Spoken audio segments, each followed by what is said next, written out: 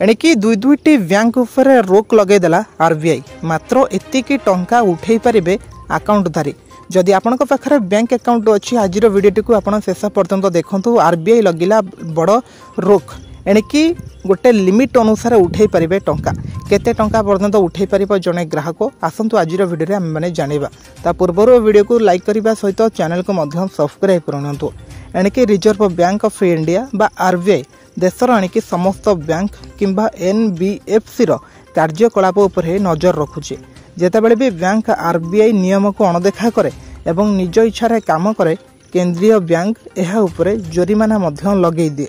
एही क्रम रे आरबीआई मुंबई रे अवस्थित सर्वोदय कोऑपरेटिव बैंक एवं उत्तर प्रदेश प्रतापगढ़ रे अवस्थित national urban cooperative bank limited उपरे प्रतिबंधक लगेई देछि। एणिकी एका थरे की अर्थनैतिक अवस्था खराब थिबारु आरबीआई सोमवार एप्रिल 15 तारिख दिन सर्वोदय समवाय बैंक उपरे अनेक प्रतिबंधक मध्य लगेई देछि। एथिरे ग्राहकों उपरे सेमानक अकाउंट रु टंका उठाइबा पई मात्र 15,000 टंका सीमा धार्य मध्य करा जायछि।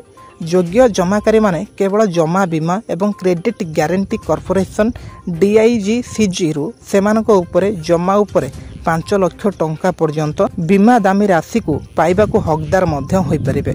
बैंक नियम अनुसार 1949 धारा 35A अनुଯାयी निर्देश आकार रे बैंक उपरे प्रतिबंधक सोमवार एप्रिल 15 तारिख दिन व्यवसाय बंद हेबा दिन ठारू कार्यकारी होइछि।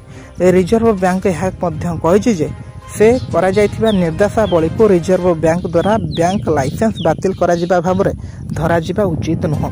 यह होछि सरकार तरफ आरबीआई तरफ आसी एक बड़ घोषणा। जदि आपण पाखरे ए सबुर अकाउंट थिबो ताहले आपण माने 15,000 टंका अधिक उठेई परिबे नाही।